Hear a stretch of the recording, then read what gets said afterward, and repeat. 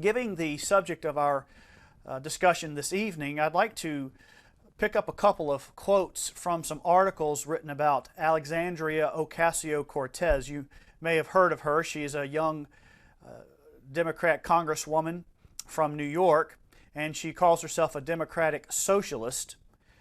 She is one of the folks who has put together this Green New Deal, and she's also pushing a very high minimum wage, what most people are referring to these days as a living wage. And we're going to talk about that today. But let's look at a couple of the quotes from some articles about her desire and her plan for wage levels in the United States. There's a Newsweek article written not too long ago talking about her plan for wages. She said, when members of Congress fight to set the minimum wage below a living wage, they are playing a role in creating and preserving poverty in the United States, Ocasio-Cortez wrote in a tweet Tuesday. The $15 an hour proposal with multi-year phase-in is already a deep compromise. So as many of you probably have heard, there has been a push from liberals and Democrats in the nation to get the minimum wage up to $15 an hour, and they're calling that a living wage. And essentially the idea there is that that is enough for someone to live on if they could make $15 an hour.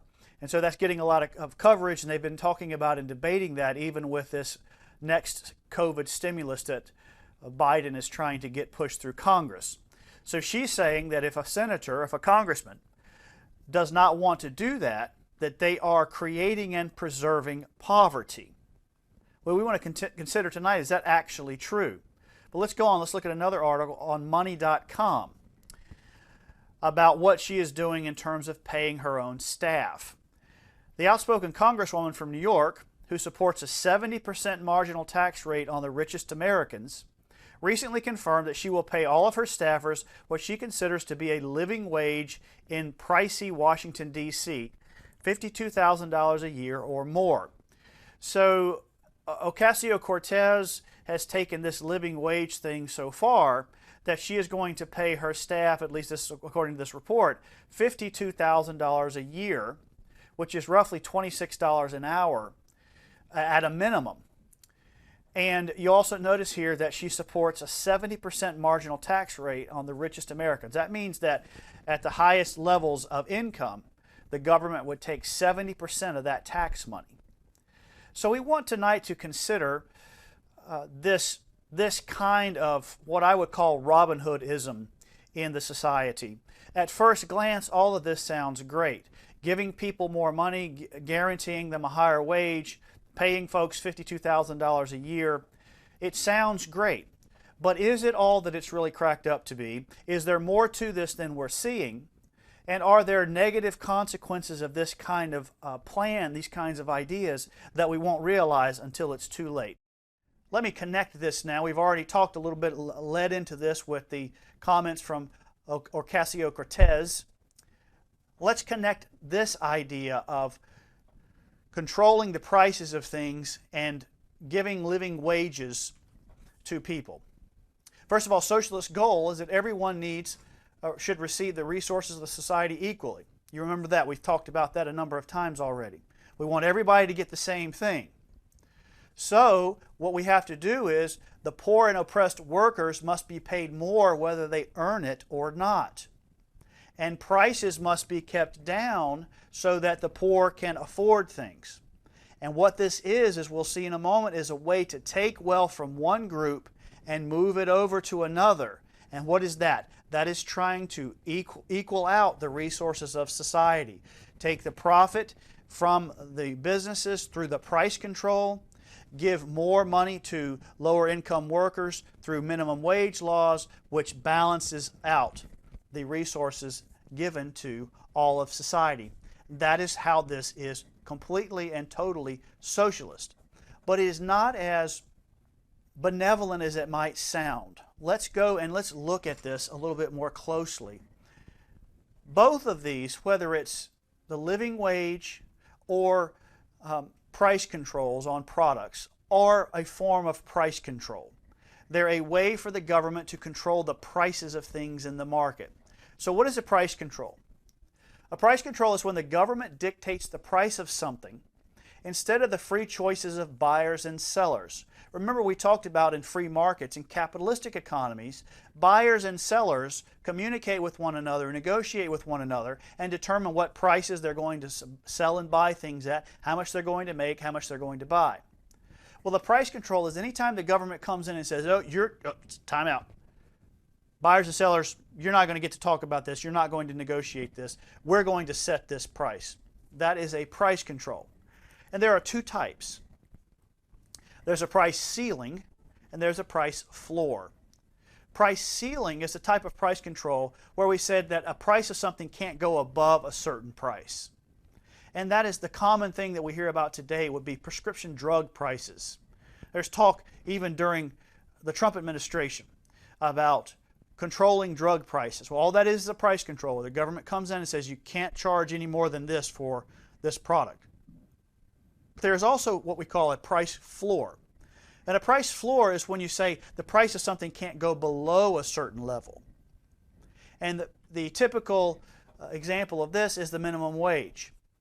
Whether you realize it or not, when you go out to look for a job, you are offering your labor for sale to the market. You are going out and saying, hey, I've got labor, this is my product. What will you pay me for my product? And you're negotiating a rate for that. So when the government dictates a price floor, the government is saying that you cannot, employer, you cannot negotiate anything less than a certain amount for this labor. That is a price control. Now let's look at these two in turn. Let's look at the price ceilings and the price floor, and we'll use prescription drug prices for the price ceiling, look at the ramifications of that, and then we'll look at the price floor via the minimum wage. So let's do that now. As we go in and we look at the ramifications of these controls, there is a very important concept that you need to learn so that you can understand why things play out the way that they do. As we move forward and we look at drug prices and minimum wages and how people respond to them and whether they're good or not, what we're going to find is that really is all about the choices that people make given certain situations. This concept is called rational self-interest. Rational self-interest. Rational self-interest basically is the assumption that when it comes to the market and the economy and people making choices about what to buy and what to sell and all that, businesses make decisions about how to respond to certain conditions, that people are going to respond rationally. That means they're going to use their head. They're going to use common sense. Overall, some people respond irrationally, but overall people are going to respond rationally. And they're going to respond in a way that supports their own best interest. This doesn't mean greed or something immoral. It simply means that they are going to look out for themselves in the transaction. So let's take an example. Let's say that you're evaluating a new camera. And you get online and you start looking up different cameras. Well, rational self-interest means, number one, you're going to evaluate those cameras rationally. If you see a camera that has more storage capacity, for example, a digital camera with more storage, you're going to conclude that that is a better camera than one with less storage. If you have one that has a better lens on it, you're going to conclude that that is an improvement that is better than a lens without a good lens. Maybe this one can see farther or see more sharply, higher resolution. That's rational, all right? And then you're going to make the decision on where to buy it based on what's best for you, not based on what's best for the guy selling it.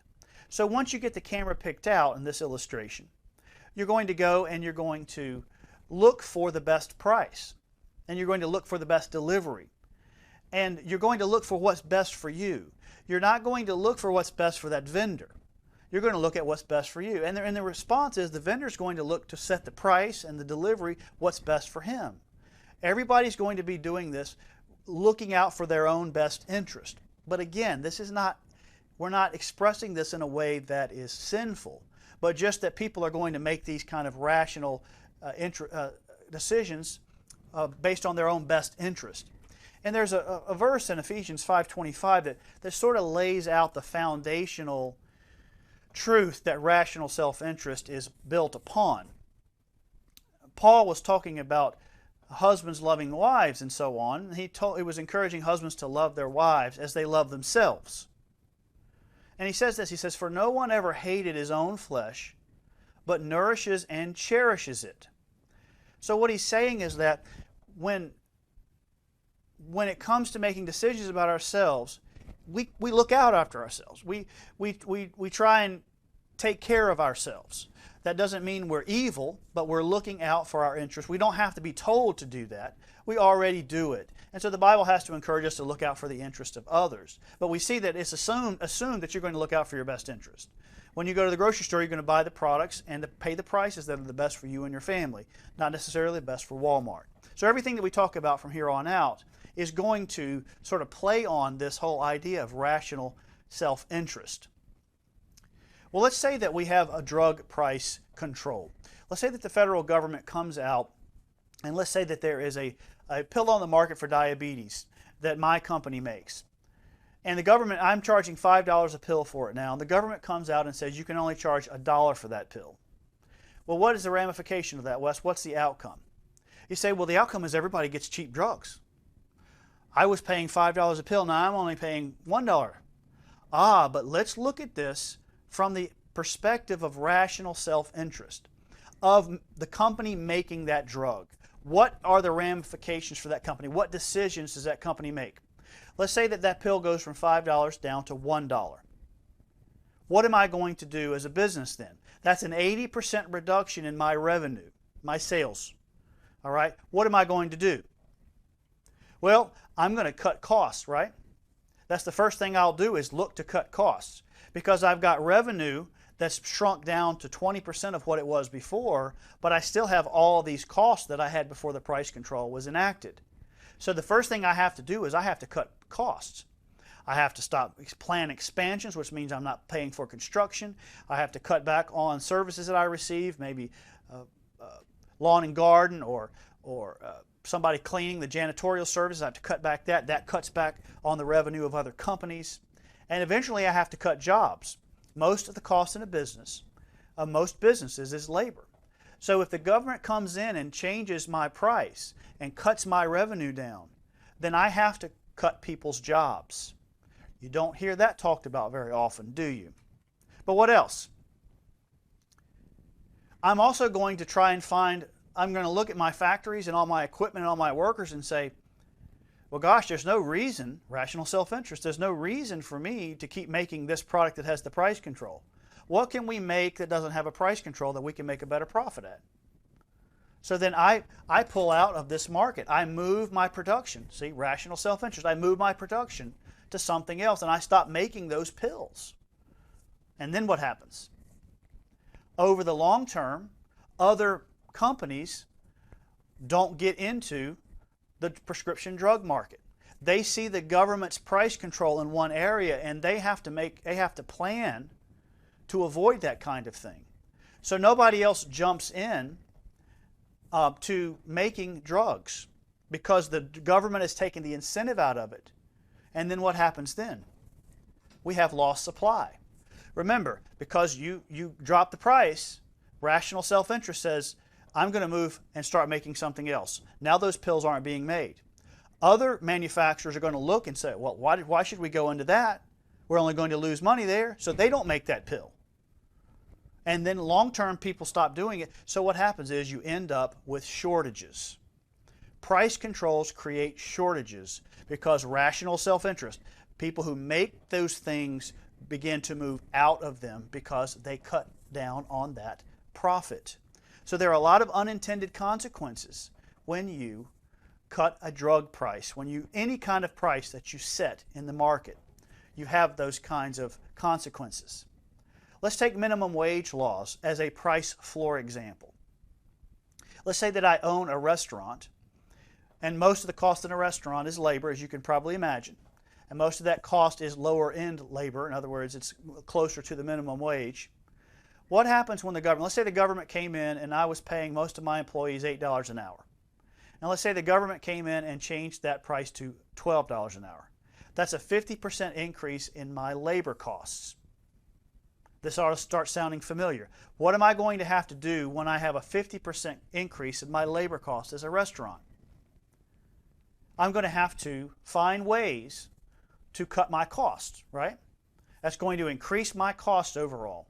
The largest part of my business is in labor. So when you raise the minimum wage, you raise the labor costs. And when you do that, when you raise minimum wage laws, everybody in the economy pays more. How does this work? That restaurant is going to have to pay 50% more to its employees, but it still needs to make a profit. So it's going to have to raise its prices. That's one of its options, is to raise its prices. But what happens to other people who make other wages above the minimum? Let's say you move it up to $12 an hour, and today my main cook is making $12 an hour. And all of a sudden the busboy's making $12 an hour. What's that cook going to want? He's going to want a raise. And everybody above that labor rate is going to want more money. So when you push up that minimum, you push up all the costs, all the labor rates above it. And what does that do? That raises the costs of everyone. You have to pay more when the minimum wage goes up. It eliminates jobs. So let's say, I have my costs increase and I try to raise my prices. And when I try to raise my prices, customers buy less, or they go and they do something else with their money. So my revenue falls. So what do I have to do then? To be competitive, to keep from having to raise those prices, I'm going to have to cut my cost, which includes workers. Some of you may be familiar, in our area here in Charleston, we have a lot of Parker's convenience stores. Have you seen those? One of the things I noticed about Parker's right away, most convenience stores have a lot of workers in them. And they're relatively low-cost workers because they don't have a lot of value to bring to that business. They just don't have a lot to offer. But what you notice in Parker's, as soon as you walk in, is a whole lot fewer employees. Why is that? At Parker's, as this picture shows, they have a lot of kiosks, and they have employees, but they probably have half or less of a normal convenience store. Everything is kiosk. You walk in and you pay for everything at a kiosk. And he only has one worker behind there managing all those kiosks, and there's a few workers in the back making food that they sell. Why did Parker's go to all of this technology? Why put in these? Why is Walmart putting in so many of these kiosks? Because the cost of labor is so high. The biggest cost they have is labor. So it's cheaper for them to develop this entire technological system than it is to keep paying people, those hourly wages. If I had to pay you $15 an hour, as AOC suggests, that's over $30,000 a year, plus all the other things that I have to pay on top of that, probably another $5,000 to $10,000. So if I can cut 3 workers out in a year, I can save myself $100,000, and I certainly can get 3 kiosks for $100,000. So when we raise these minimum wages, one of the unintended consequences that is never talked about is that people lose jobs. We have to cut workers, and Parker's convenience stores is an example of that. But what else? Some firms, in spite of trying to raise their prices, trying to get their costs down, they simply cannot absorb that additional labor. The market will not allow it, so they have to close their doors. And what happens to all the workers then? So I want you to notice here, government intervention in the wage market, price control, has resulted in increased costs for businesses and everyone else, all the consumers. It has eliminated jobs, and it has caused some businesses to close, all because the government gets involved in the market. You can't do that. The living wage idea. Let's briefly touch on this. The living wage is a spin-off of the minimum wage. It's a desire to have a higher minimum wage so that you can, quote, pay for your life by just working a minimum wage job. But why is this a bad idea? All the reasons we've talked about already make it a bad idea. All the reasons that a high minimum wage is a bad idea, the living wage is a bad idea. The price increases offset the wage increase. Let me show you something. What I'm saying here is, when you raise everybody's wage at least to 15, then all costs are going up. So that $15 an hour raise is $15 an hour is not $15 an hour anymore. Let's look at a quote here. This is on Fox Business. It's by a lady named Evie Fordham. The article is entitled, Biden's $15 minimum wage could hike child care costs by 21% on average. Look at this. The $15 federal minimum wage increase proposed by Democrats will lead to higher child care costs for many families as child care providers pass on the cost of higher wages to parents, according to the analysis by Rachel Gressler, economics research fellow at the conservative-leaning Heritage Foundation. What's she saying? She's saying, look, these businesses have these costs. They have to pass those costs on. Well, let's look at this. She goes on to say, establishing a $15 minimum wage would hike child care costs by an average of 21% across the United States, which translates to over $3,700 per year for a family of 2 children. So if you're a family with 2 children, mom and dad are working, and you're making $15 an hour, you got a raise. You just lost $3,700 for 2 children. Do you see that? So you got a raise, but then you lost it. These things are a bad idea. But here's what I want you to notice, and we're going to go back now and tie in this AOC quote from the beginning of the discussion. Notice what's happened here.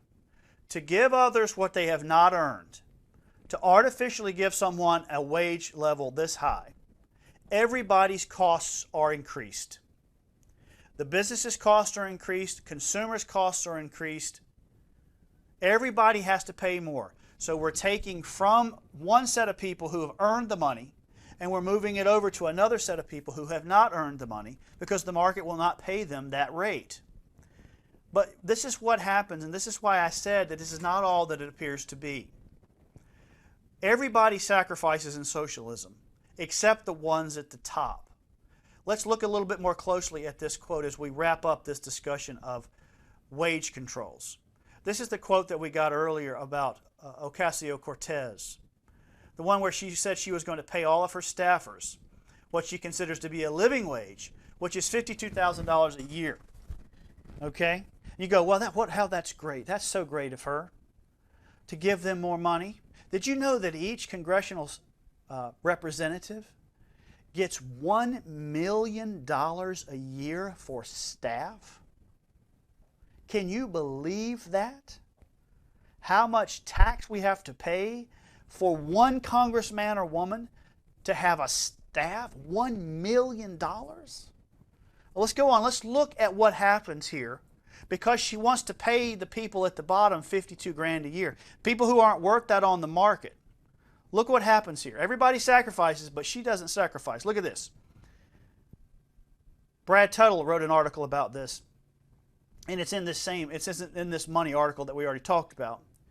In order for AOC, that's Ocasio-Cortez, to pay her youngest and most inexperienced staffers higher wages compared to their peers in Washington, she is also paying lower than usual salaries to more senior members of her staff.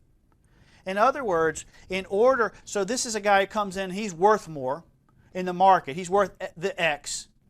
But because she wants to pay people who aren't worth as much, and that's their own fault. If you're not worth but $10 an hour, then you need to get out there and get an education and get some experience and build up. The minimum wage was never intended to be a wage that you could live off of. In order to pay them more, she is going to pay the ones who are worth more less. Do you see this socialism? The evening out?